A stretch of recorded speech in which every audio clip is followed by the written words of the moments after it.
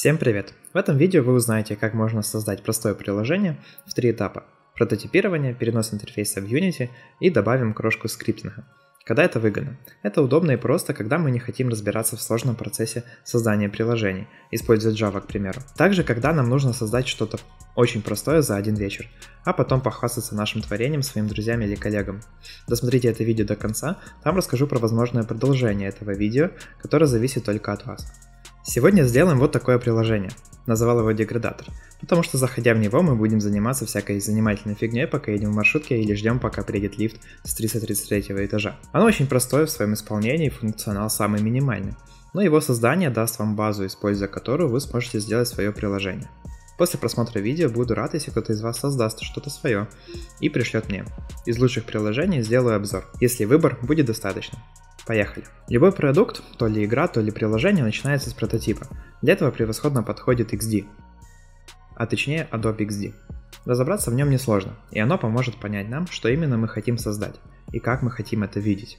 Создаем новый документ с нужными размерами. В моем случае 1080 на 1920. Потом настроим два артборда, задав имя и фон. Артборд – просто область, которую мы будем видеть на экране своего телефона. Первый артборд – это просто стартовая заставка, а второй будет нашим меню. Дальше берем инструмент для рисования фигур и делаем типа модного лого. Делаем заливку и даем имя. Дальше немного добавляем разнообразия. Выделив все, жмем эту волшебную кнопку и говорим, что мы профи-графический дизайнер. Кидаем имя сверху. Теперь кнопка для перехода в главное меню. И, конечно же, версия приложения. Все как надо.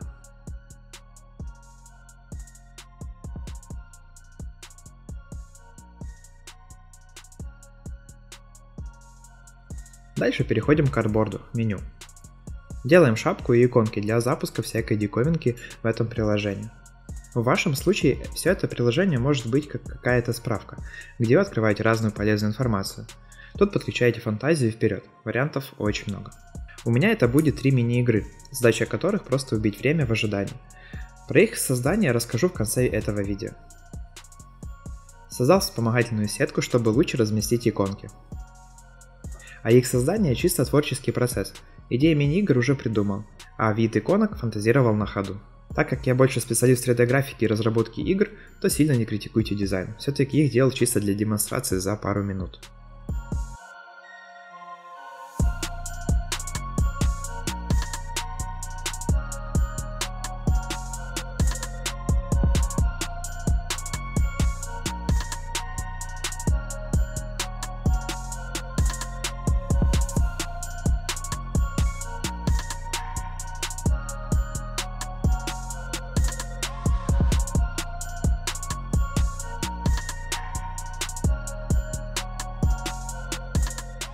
Для каждой иконки сделал группу, чтобы проще было ориентироваться.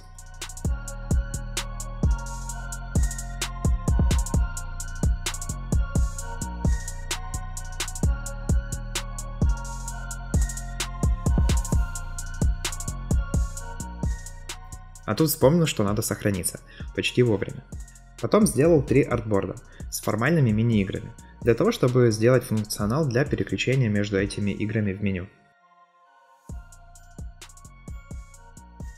Дальше переходим во вкладку прототипирования, чтобы сделать наше приложение кликабельным и визуально работающим. Выберем объект, при нажатии на который будет происходить переход, и тянем к нужному артборду. То же самое делаем для иконок. А также добавим возможность перехода от игр к меню, просто выбрав артборд игры в целом и тянем обратно к меню. Теперь можем запустить наше приложение, взяв треугольник справа вверху, и тестируем. Проверяем, чтобы все работало так, как надо, и визуально было приятно при использовании.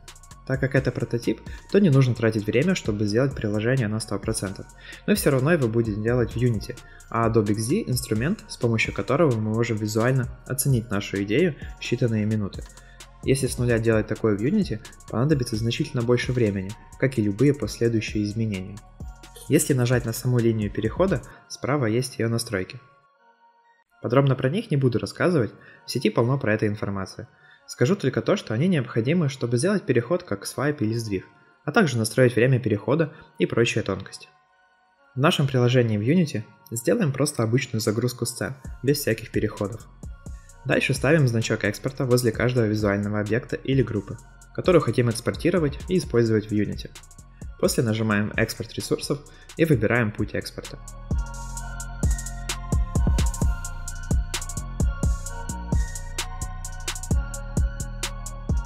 Получаем вот такой набор элементов. Нам нужны будут иконки, лого и шапка. А текст сделаем уже в Unity. Можно сделать вот такой набор элементов. С точки зрения оптимизации это будет лучше, но приложение очень простое и в этом нет столь небольшой необходимости. Дальше покажу, как можно такой набор использовать, если вам это будет нужно.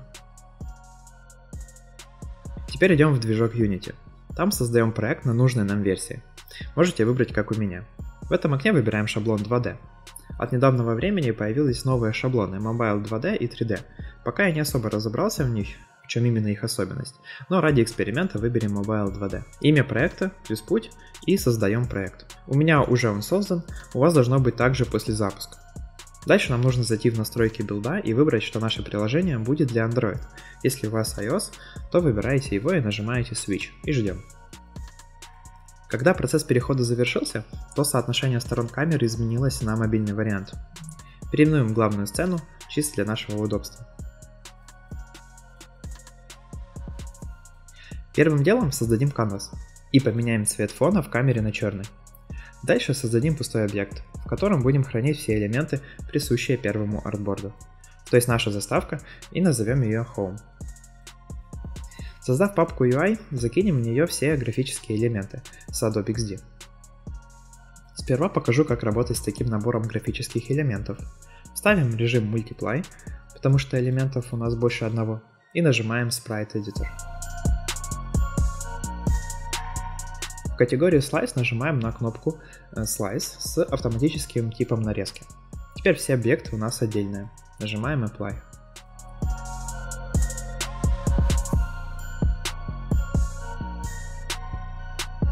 И теперь, когда нажмем на этот треугольник, мы можем выбрать каждый элемент отдельно. Но, как я говорил, приложение простое и такая оптимизация не обязательная, поэтому дальше импортирую все элементы отдельно сразу.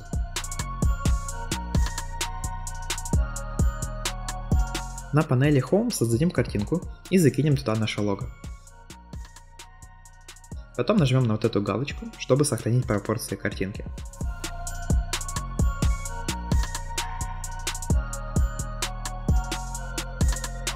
Забыл пустой объект сделать нужных размеров, чтобы в пределах этих размеров мы расставляли все остальные объекты. Дальше все эти треугольнички подтягиваем к размерам лого. Это якоря, которые помогут сохранить положение объекта на экране. У всех разные телефоны и разное соотношение сторон, поэтому, чтобы красиво смотрелось на любых экранах, мы потянем эти якоря. Теперь создадим кнопку для перехода в меню. Еще необходимо кое-что сделать. Переходим в Canvas и применяем режим масштабирования UI элементов. Ставим размер телефона, под который изначально делали приложение, и втопим этот ползунок до 1. Это все поможет нашему приложению смотреться лучше на разных экранах. Теперь настроим кнопку так, как нам это нравится. Не забываем про якоря. Думаю, дальнейшие действия можно не комментировать, но если останутся вопросы, пишите в комментарии.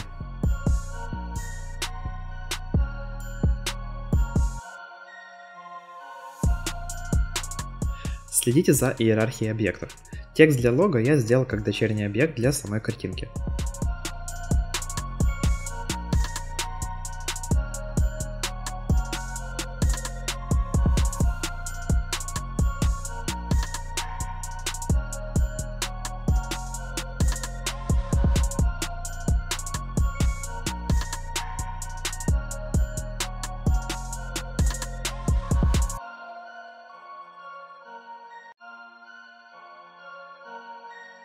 Далее делаем дубликат нашего объекта Home и меняем имя на меню. Тут то же самое все делаем похожим образом. Если вы хотите повторить все действия, можете замедлить видео в настройках.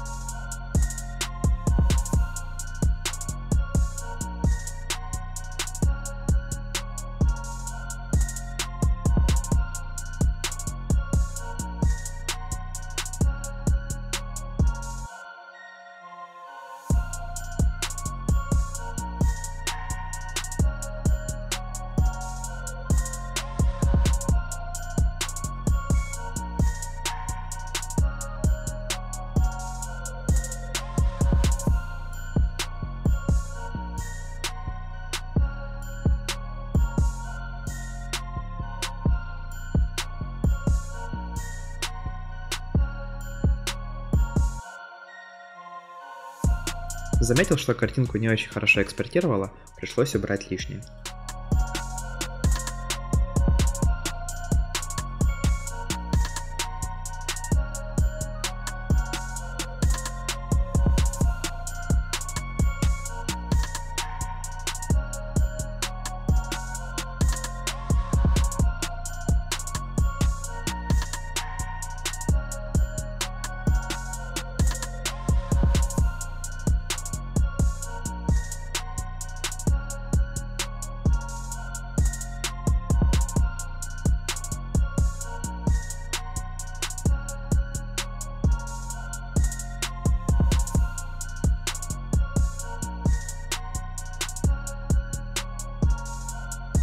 Добавляя текст про то, какая часть приложения в разработке, вы говорите пользователю, что у вас есть дальнейшие планы для этого приложения или игры на будущее. Добавил объекту меню просто заливку, которая перекроет нашу стартовую панель. Это все можно сделать программно, включить и выключить панель, но чтобы было меньше кода, сделаем так. Теперь добавим новые сцены, которые и будут якобы нашими мини-играми.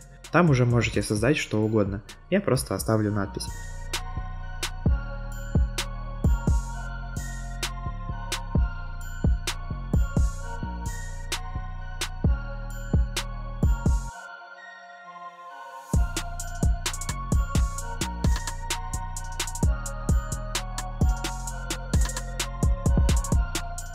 Настроим якоря для иконок.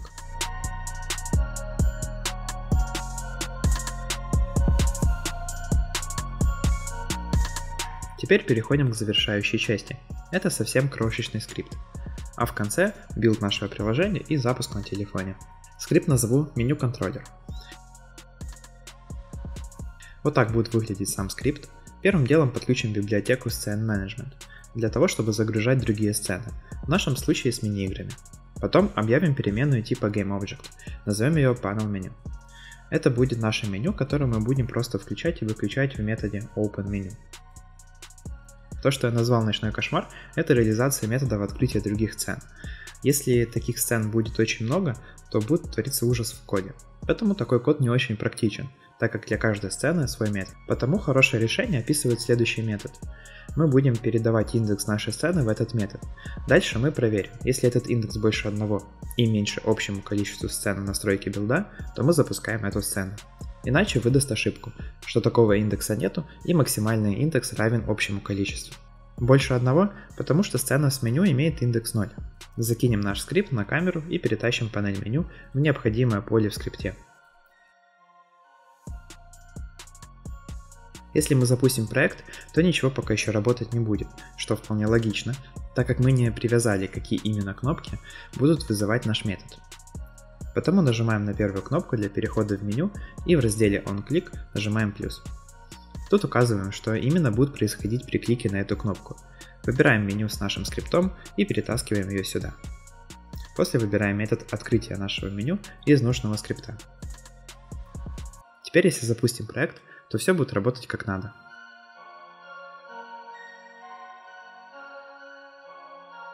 Переходим к панели меню.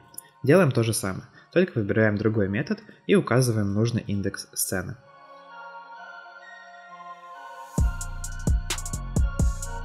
Первая сцена – индекс 1. Дальше я покажу, где эти индексы можно узнать.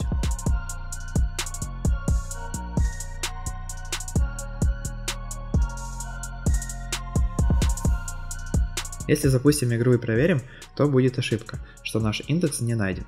Чтобы это исправить, заходим в настройки билда и добавляем туда все наши сцены. Справа от них и будет наш индекс, который нам надо. Все просто. Теперь, если запустим, все будет работать. По-хорошему надо добавить кнопку в играх, которая возвращала бы нас обратно в меню. Реализация не очень сложная, и попробуйте сделать это сами.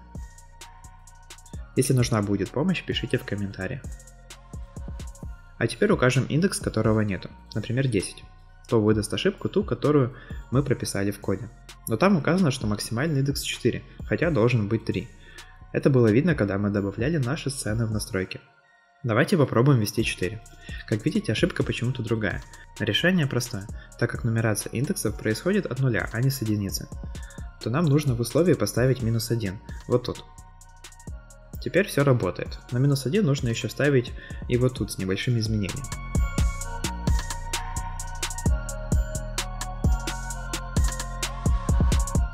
Теперь все работает как надо.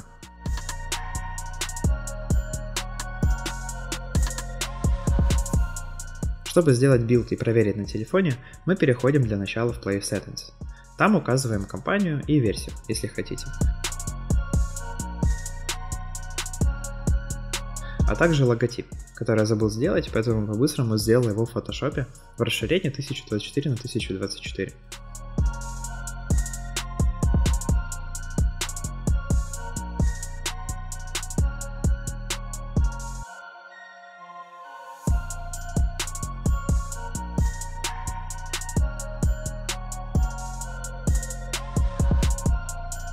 Потом закинул в проект и добавил в поле для лого. Этого вполне достаточно. Нажимаем Build и выбираем, куда хотим сохранить. После у нас открылась папка с APK-файлом, который отправляем на телефон и устанавливаем. Запускаем на телефоне и проверяем статистику. Так, стоп, сегодня видео не об этом. Запускаем видео, конечно же, нашего приложения. И все работает как надо. Если это видео наберет 100 лайков, что для моего канала было бы круто, я запишу продолжение, где сделаю первую мини-игру для этого приложения, а процесс покажу вам. Чтобы его не пропустить, подписывайтесь, для меня это очень важно. Спасибо, что посмотрели.